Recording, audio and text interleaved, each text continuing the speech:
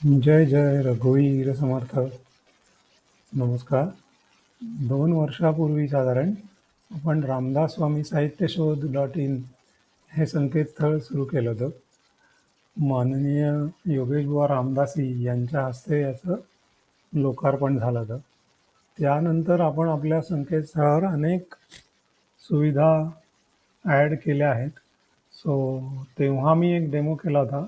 आज पुन्हा एक डेमो करतोय, ज्याच्यात आत्तापर्यंत जे काही आपण संकेतस्थळावर ठेवलं आहे ते सगळं दाखवण्याचा माझा प्रयत्न असेल. तुम्ही या लिंकला गेलात की तुम्हाला हे पेज दिसेल.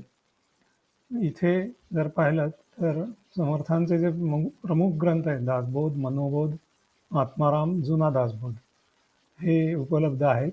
आपण आता दासबोधला जाऊ. मग तिथे जर क्लिक केलं गोला तर इथे हे 4 मेनू उपलब्ध आहेत. तुम्ही जर मोबाईलवरनं बघत असाल तर हे थोडंसं तुम्हाला वेगळं दिसेल. 3 लाईन दिसतील, त्याच्यावर क्लिक केलं की तुम्हाला हे मेनू येतील. प्रथम आपण शब्दशोध ही सुविधा बघू. समर्थांचा आवडता शब्द विवेक आहे. समजा मी विवेक असं टाईप केलं आणि शोध घ्या या बटनावर क्लिक केलं तर एकूण तो सांगतो की विवेकसाठी 251 ओव्या सापडल्या. आणि जर खाली तुम्ही बघितलं तर इथे तुम्ही पुढच्या पानावर या नंबरवर क्लिक करत जाऊ शकता. आणि शेवटचं पान अशी पण एक लिंक आहे, तिथे गेलात की तुम्हाला शेवटच्या हे दिसतील ओव्या.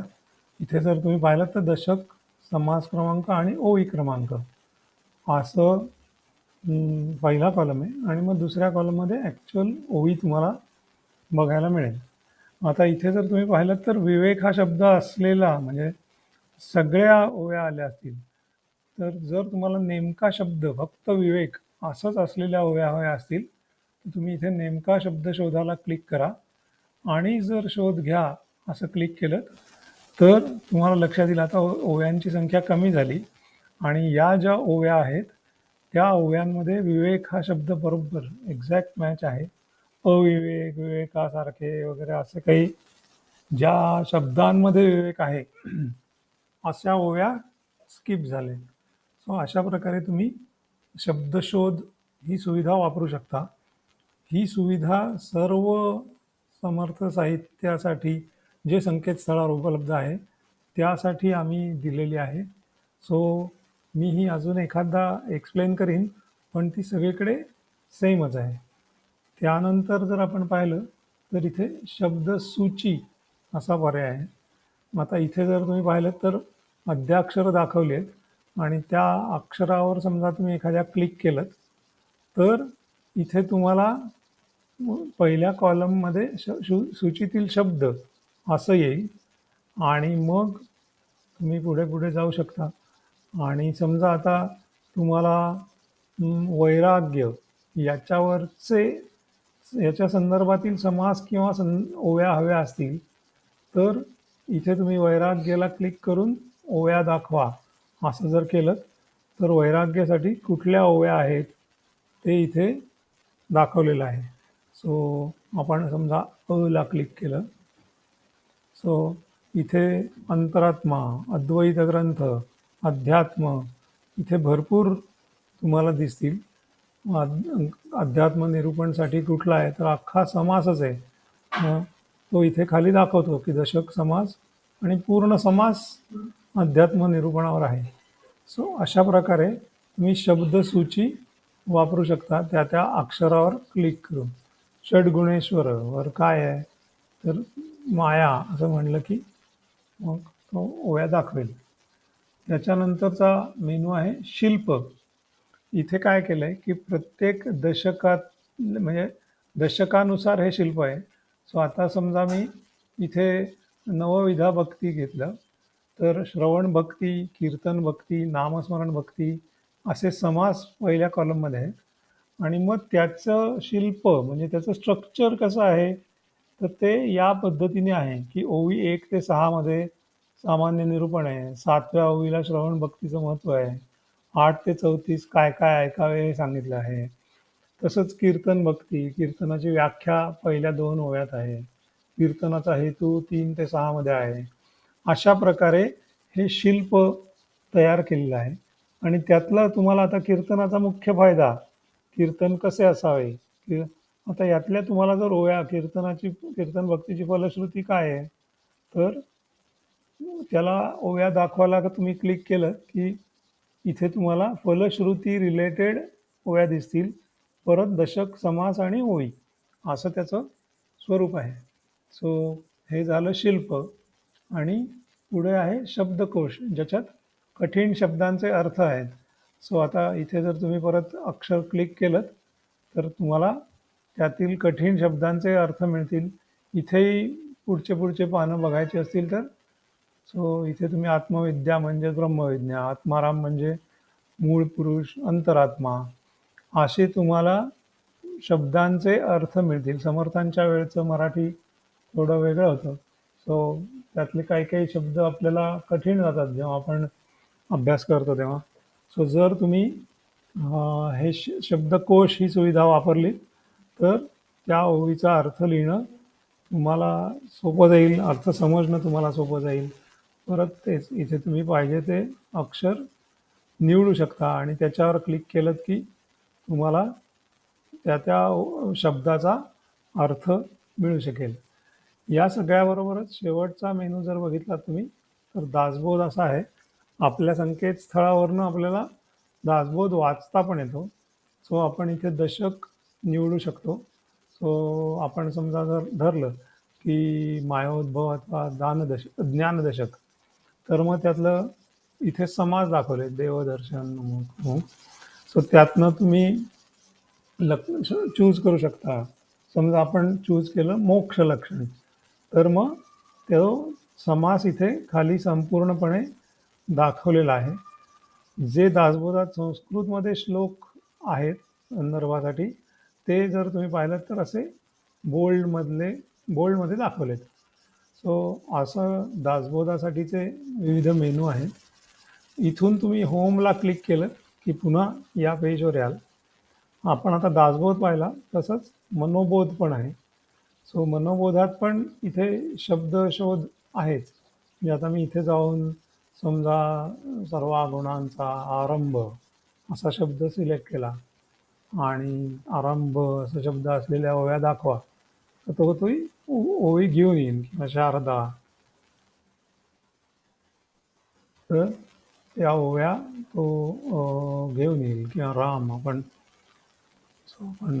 राम असं जर केलं तर एकूण 52 श्लोक आहेत की ज्याच्यात राम हा शब्द आलेला आहे. प्रभाते मनी रामचिंतित जावा, पुढे वैखरी राम आधी वदावा. सो तुम्ही जर बघितलं तर इथे एकूण 4 पानं आली आहेत. याच्यावर जर क्लिक करत गेलात तुम्ही तर तुम्हाला रामसाठी जे काही श्लोक सापडले ते तुम्हाला इथे दिसतील आणि तुम्हाला शेवटचे पानला जर क्लिक केलं तर शेवटच्या पानापर्यंत जाता येईल. इथे पण नेमका शब्दशोध अशी सुविधा आहे. सो आता जर तुम्ही पाहिलं तर रामसाठी एकूण 39. सो काही ठिकाणी राम हा एखाद्या शब्दाचा भाग होता, तेवढे मनाचे श्लोक स्किप झाले. सो आता या पुढच्या डेमोमध्ये मी तुम्हाला शब्दशोध ही सुविधा दाखवणार नाही, कारण ती सर्व संकेतस्थळासाठी या पद्धतीनेच आहे, जशी आपण दासबोध आणि मनोबोधसाठी पाहिली. मनोबोधसाठी पण शिल्प आहे. सो इथे जर तुम्ही पाहिलं, सुनीलजी चिंचोलकरांच्या मनाच्या श्लोकातून मनःशांती या पुस्तकातनं हे शिल्प घेतलं आहे. मोराया प्रकाशनने आपल्याला हे घेण्यास अनुमती दिली आहे. आपण त्यांचे आभारी आहोत. सो इथे जर बघितलं तर इथे विषय आहेत, त्याची थोडंसं वर्णन आहे, डिस्क्रिप्शन आहे आणि जर त्याच्या रिलेटेड श्लोक बघायचे असतील तर तुम्ही याच्यावर क्लिक करू शकता. म्हणजे भक्ताची लक्षणे असं जर हवं असेल आणि त्याला श्लोक दाखवा असं म्हणलं तर भक्ताची लक्षणं कुठली कुठली आहेत. आपल्याला बरेचसे ही दास सर्वोत्तमाचा वाले माहिती असतात, पण कदाचित हा श्लोक आपल्याला आठवेल असं नाही. आपण जेव्हा अभ्यास करू किंवा एखादा लेख लिहू किंवा एखादं उत्तर लिहू तर याचा फायदा असा होतो की हे असे जे सिक्वेन्समध्ये नाही आहेत, सहज आपल्या लक्षात राहत नाही, तसे पण तो श्लोक घेऊन येऊ शकेल. सो पुढे तुम्ही गेलात की वेदांत विचार, कुठल्या कुठल्या मनाच्या श्लोकांमध्ये आढळतं. तर त्याला क्लिक केलं की तुम्हाला वेदांत विचार असलेले एवढे श्लोक मनाच्या श्लोकात आहेत. सो हे श्लोक मिळाले की तुम्ही मनाच्या श्लोकांचं पुस्तक घेऊ शकता आणि पुढे अजून अभ्यास करू शकता. म्हणजे तुम्हाला तुम्हाला जे हवं तसं उत्तर किंवा हवा त्या लेख लिहायला सोपं जातं. सो हे शिल्प जे आहे ते पण अतिशय उपयोगी आहे. तसंच इथे शब्दकोश पण आहे. शब्दकोशला पण तसंच आहे. तुम्हाला कठीण शब्दांचे अर्थ जर हवे असतील तर ते इथे मिळू शकतील. तुम्ही आता श ला क्लिक केलं तर त्या श पासून सुरू होणारे कठीण शब्दांचे अर्थ तुम्हाला मिळतील. मनाचे श्लोक पूर्ण मनोबोधातले सगळे श्लोक वाचायला पण आहे तिथे. सो तुम्ही श्लोक 1 ते 50, 51 ते 100 असं समजा मी 51 ते 100 घेतलं तर तुम्हाला हे श्लोक वाचता पण येतील. म्हणजे एखादा पटकन श्लोक वाचायचा आहे, आत्ता मनाच्या श्लोकांचं पुस्तक नाही आहे तुमच्याकडे, तरी तुम्हाला या संकेतस्थळाचा उपयोग होऊ शकतो. इथून तुम्ही होमला गेलात की पुढचा समर्थांचा ग्रंथ आहे तो म्हणजे आत्माराम. इथे क्लिक केलं शब्दशोध आहेच आणि इथे जर आत्मारामला गेलात तर आत्मारामात 5 समास आहेत. त्याग निरूपण, माया निरूपण, स्वानुभव निरूपण. सो हे समास जर तुम्हाला वाचायचे असतील तर तुम्हाला इथून वाचता येतील. आपण परत होमला जाऊया. त्यानंतर इथे जुना दासबोध पण आहे. अनेकांना विद्यापीठाच्या परीक्षेसाठी जुना दासबोध लागतो. सो इथे शब्दशोध आहेच. इथे आपल्यातल्याच काही समर्थ भक्तांनी शिल्प पण केलेलं आहे. सो इथे कसं केलंय, प्रत्येक समास आहे. मग सुरुवातीचा ओवी क्रमांक, शेवटचा ओवी क्रमांक आणि त्यात कुठला विषय मांडला आहे हे त्यांनी दिलेलं आहे. सो ज्यांना जुना दासबोधाचा अभ्यास करायचा आहे त्यांना याचा निश्चितच फायदा होईल.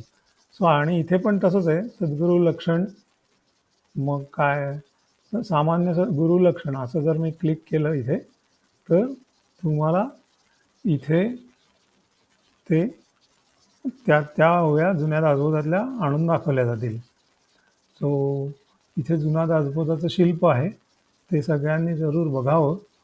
त्यानंतर इथे जुना दासबोध वाचता पण येतो. सो इथे जर बघितलं तर तो समास निवडायचा आणि मग प्रारब्ध आणि प्रयत्न असं जर निवडलं तर मग त्यातल्या सगळ्या ओव्या इथे खाली दिसतात.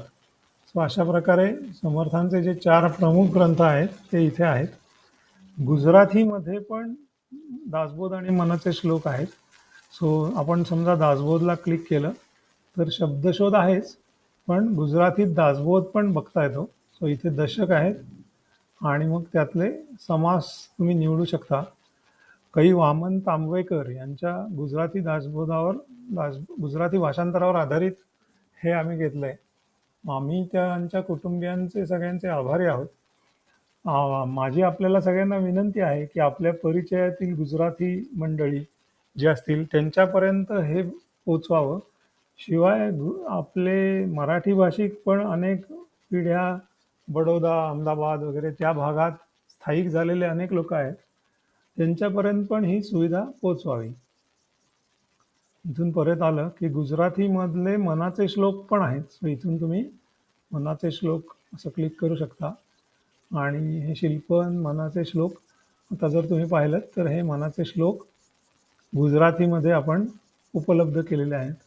पुन्हा तेच आपल्या परिचयातल्या गुजराती भाषिक लोकांपर्यंत ही सुविधा पोचवण्याचा जास्तीत जास्त प्रयत्न करा. आता ह्यानंतर इथे तुम्ही जर बघितलं तर भरपूर लिंक्स उपलब्ध आहेत. त्या मी थोडक्यात तुम्हाला दाखवतो. समर्थांनी लिहिलेलं रामायण असं जर बघितलं तर इथे 2 कांड आहेत, सुंदरकांड आणि युद्धकांड. आणि सुंदरकांडला क्लिक केलं तर त्याच्यात एकच प्रसंग आहे आणि युद्धकांडला क्लिक केलं तर त्याच्यात बरेच प्रसंग आहेत. त्याला क्लिक केलं की तेथे तुम्हाला कांड वाचता येईल. या सगळ्याला शब्दशोध आहे. सो इथे तुम्ही खाली स्क्रोल करत गेलात की तुम्हाला ते अख्खं वाचता येईल. इथून होमला गेलात की दुसरी लिंक आहे ओव्या शतके. इथे जर क्लिक केलं तर एवढी शतकं त्याच्यात आहेत, वैराग्य शतक, बंधमोक्ष शतक, ज्ञानशतक वगैरे वगैरे. त्याला क्लिक केलं की तुम्हाला त्या शतकातल्या ओव्या वाचता येतील. परत जर इथे पाहिलं तर समर्थांची लघु प्रकरणं खूप प्रसिद्ध आहेत. सो इथे आपण सर्व लघु प्रकरणं घेतलेत. अंतर्भाव, चतुर्थमान, जुनाट पुरुष, पंचमान, सप्तसमासी, मानसपूजा. मानसपूजा विद्यापीठाच्या परीक्षांमध्ये पण आहे. सो आता समजा मी इथे अंतर्भावला गेलो तर इथे जर तुम्ही गेलात अंतर्भाव तर इथे त्यातले सगळे समास दाखवले जे तुम्हाला खाली नंतर ते अख्खा अंतर्भावामधले सर्व समास असे करून तुम्हाला वाचता येतील. इथून तुम्ही लघु प्रकरणाच्या पेजला परत जाऊ शकता. आता समजा मी पंचसमासीला गेलो तर इथे जर गेलात तर पंचसमासीतले सगळे अर्थ आहेत. आता आपण एक अलीकडे नवीन हे सुरू केलंय प्रोजेक्ट, त्यात आपण पंचसमासीचा अर्थ पण दिलेला आहे. सो इथे तुम्ही समास निवडू शकता आणि त्यातले पीसीवर हे असं दिसेल, मोबाईलवर तुम्हाला एका खाली एक दिसेल. सो समास निवडायचा, मग इथे तो समास दाखवलाय, मग शब्दार्थ, त्या समासातले कठीण शब्द दिसतील त्याचे, आणि मग भावार्थ. असं आपण केलेलं आहे. अनेक आपल्याच परिवारातील लोकांनी खूप कष्ट घेऊन ही सुविधा दिली आहे. सो तुम्ही याचा जरूर लाभ घ्या. इथे सुंदर प्रस्तावना पण आहे की पंचसमासीमध्ये समर्थन लिहिण्यामागे समर्थांचा काय हेतू होता, का लिहिलं असेल. सो असं पंचसमासी पण आहे. त्यानंतर इथे वेगळी वेगळी लघु प्रकरणे आहेत. सप्तसमासी आहे, मानसपूजा आहे. मानसपूजेची पण इथे प्रस्तावना उपलब्ध आहे, ती जरूर वाचा की मानसपूजा किती सुंदर आहे, ती कशासाठी लिहिली समर्थांनी, आणि मानसपूजेचा अर्थ पण आहे. सो इथे समास तुम्ही निवडू शकता. त्या समासातले मानसपूजेत तर खूप जुने जुने शब्द आहेत. सो इथे तुम्ही शब्द बघून त्याचा भावार्थ वाचू शकता. परत लघु प्रकरणेला क्लिक केलं की तुम्ही या पेजवर याल आणि इथून तुम्ही जर असे सगळेच पंचीकरण योग, पूर्वारंभ वगैरे सगळेच इथे आहेत. अजून सगळ्यांचे अर्थ पूर्ण झाले नाहीत, जसे जसे होतील तसे तुम्हाला आम्ही सांगत जाऊ. इथून तुम्ही होम पेजला आलात की इथे याल, मग भारुड आहेत. समर्थांनी अनेक भारुडं रचली आहेत. सो इथून तुम्ही भारुडं निवडू शकता. समजा आपण धरूया की भारुड सौरी किंवा भारुड सावज, तर मग इथे तुम्हाला ते भारुड दिसेल, मग त्यातील शब्दार्थ आणि भावार्थ असं दिसेल. पुन्हा तेच आपल्या परिवारातल्या एक जण आहेत, त्यांनी हे सर्व अतिशय कष्टपूर्वक करून आपल्यासाठी उपलब्ध करून दिलं आहे. तर जरूर या भारुडांचा अर्थ समजून घ्या, त्याचे शब्दार्थ भावार्थ जाणून घ्या, आपल्याला फायदा होईल. समर्थांनी अगदी थोडक्या शब्दांमध्ये खूप गर्भित अर्थ असलेल्या रचना केलेल्या आहेत, त्यातलीच भारुडं पण आहेत. सो इथून तुम्ही होमला केलात की कल्याण स्वामींच्या रचना आहेत, मेनली म्हणजे सोलिव सुख आहे. सो सोलिव सुख सर्वांनाच भावतं, म्हणून आम्ही ते इथे घेतलेलं आहे. सो अख्खं सोलिव सुख तुम्ही वाचू शकता. इथून होमला गेलं की एक इतर प्रकरणे रचना म्हणून एक लिंक आहे. आता जे काही भरपूर साहित्य आहे त्याचं कसं क्लासिफिकेशन करावं, तर मग म्हणून हे एक वेगळं पेजच आम्ही केलं. मग इथे तुम्ही जर बघितलं तर कारखाने प्रकरण आहे. इथे जर क्लिक केलं तर तुम्हाला कारखाने प्रकरण 1, 2. सो कारखाना कसा बांधावा, काय असावं वगैरे वगैरे समर्थांनी सांगितलं आहे. त्यानंतर बाग प्रकरण आहे, आनंदवन भुवनी आहे. इथे जर तुम्ही गेलात तर तुम्हाला अख्खं आनंदवन भुवनी वाचता येईल. आणि या सगळ्याला शब्दशोध आहेच, ते मी आता परत परत सांगत नाही. त्यानंतर रामकृष्ण चरित्र आहे, तुळजाभवानीची स्तोत्र आहेत. सो समर्थांनी अनेक स्तोत्र लिहिली आहेत तुळजाभवानीवर. सो ती इथे तुम्हाला बघता येतील. त्यानंतर जर इथे पाहिले तर अनेक कोडी, समर्थांनी अनेक कोडी लिहिली आहेत. सो ज्या कोड्यांची उत्तरं आपल्या अभ्यासकांना शोधता आली, त्या कोड्यांची उत्तरं इथे तुम्हाला बघायला मिळतील. तर इथे नाही आहे, पण बाकीच्यांच्या बऱ्याचशा कोड्यांना उत्तरं आहेत. सो तुम्ही हे कोडं वाचून मग त्याचं उत्तर वाचलं तर तुम्हाला फार छान वाटेल आणि ते कोडं कसं सोडवलंय तज्ज्ञ मंडळींनी, समर्थांना काय अपेक्षित आहे हे लक्षात येईल. सो इथे अनेक कोडी आहेत, मारुती स्तोत्र आहेत, समर्थांनी अनेक मारुती स्तोत्र रचली आहेत. सो तुम्ही इथे सिलेक्ट केलं की तुम्हाला सगळी मारुती स्तोत्र बघता येतील. त्यानंतर समर्थांची पत्र आहेत.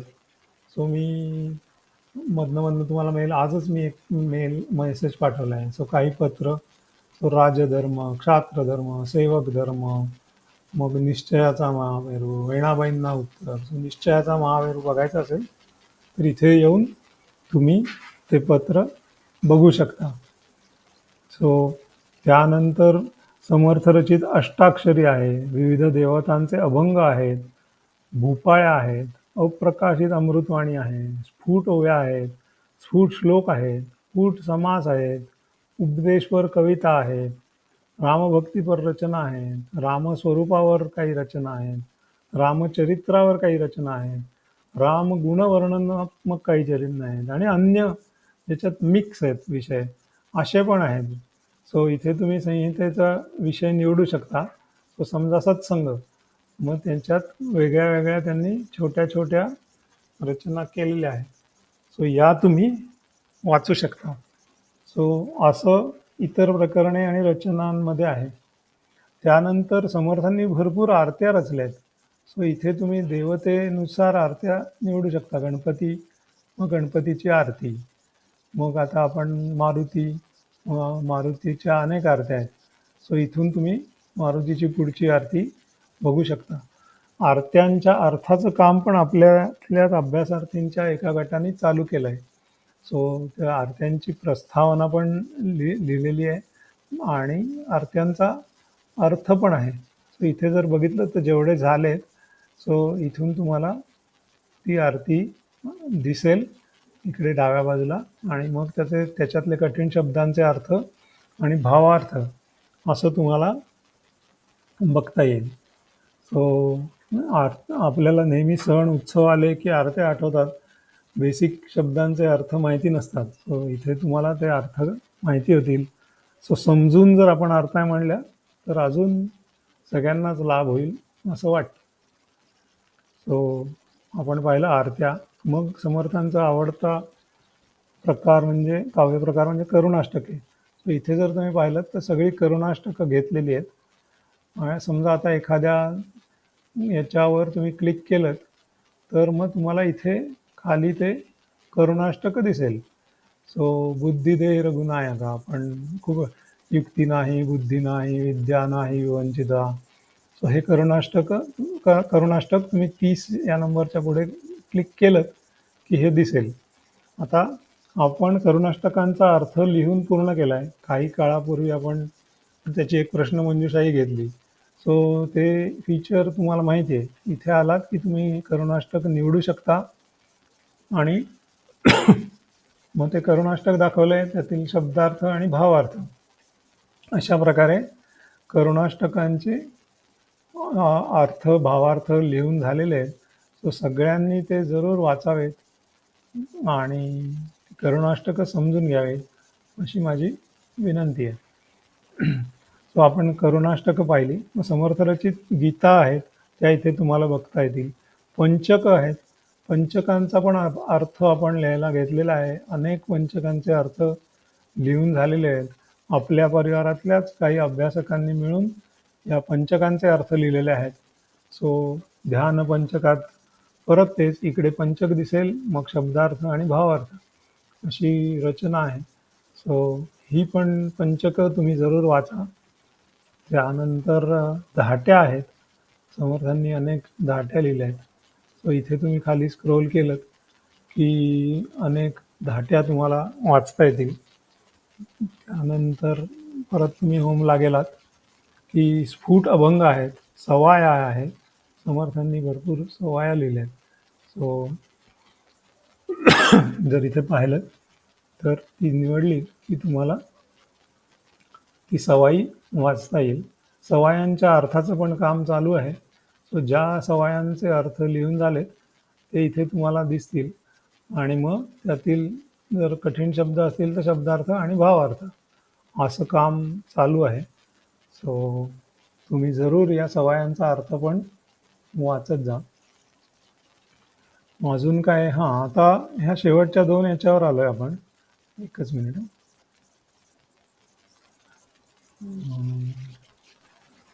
सो आता पूर्ण संकेतस्थळ शोधण्यासाठी खूप वेळा आपल्याला एखादा शब्द असलेला तो नक्की कुठे आहे किंवा अजून कुठल्या अभंगात आहे का वगैरे असं शोधायचं असतं. म्हणून इथे जर तुम्ही क्लिक केलं आणि तुम्ही जर एखादा शब्द शोधलात, माया, तर आणि क्लिक केलं तर तो संपूर्ण आत्तापर्यंत आपल्या साईटवर जेवढं आहे त्या सगळ्यातनं, म्हणजे माया आहे, आरत्यांमध्ये पण आहे, आनंदवन भुवनीमध्ये पण आहे, अंतर्भावमध्ये पण आहे, पुढे जर क्लिक केलं तर चतुर्थमानमध्ये पण आहे. अशी असंख्य पानं आहेत. आणि मग दासबोधात तर माया हा शब्द आहेच आणि शेवट अगदी जर तुम्ही क्लिक केलं तर काही संहिता आहेत त्याच्यात पण माया हा शब्द तुम्हाला सापडेल. स्फुट श्लोक आहेत, अनेक गोष्टी आहेत की जिथे तुम्हाला माया हा शब्द सापडेल. सो याच्याने तुम्ही हे बघू शकता आणि मग हा तुम्हाला हवा असेल तर तुम्ही स्फुट श्लोकात जाऊन तो परत शोधून मग तो अख्खा श्लोक, तो अख्खा ओळी, काय समास, जे काय असेल ते तुम्ही वाचू शकता. सो हे संपूर्ण संकेतस्थळ शोधण्यासाठी ही सुविधा खूप जण वापरतात आणि ती खूप उपयोगी पडते. आत्ता मी इथेच थांबतो. जय जय रघुवीर समर्थ. मी परत कंटिन्यू करतो. मगाशी आपण पूर्ण संकेतस्थळ शोधण्यासाठी हा ऑप्शन पाहिला. आता एक PDF डाउनलोड हा पण एक ऑप्शन आहे. सो इथे जर बघितलं तर सगळ्याच नाही पण बऱ्याचशा गोष्टी ज्या आपल्या साईटवर आहेत त्याचं इथे नाव आहे. मग आणि त्याची PDF तुम्ही डाउनलोड करू शकता. म्हणजे कधी कधी आपण हे का केलं तर अनेक जण म्हणतात प्रवासात आम्हाला वाचता आलं तर बरं होईल. मग जुना दासबोध वाचायचा आहे, चतुर्थमान वाचायचं आहे, लोकगीते वाचायचे आहेत, कोडी वाचायचे आहेत, धाट्या वाचायच्या आहेत, तर तुम्ही इथे जाऊन क्लिक करू शकता. पंचसमासी वाचायचे आहे, बाग प्रकरण वाचायचे आहे, भारुडे वाचायचे.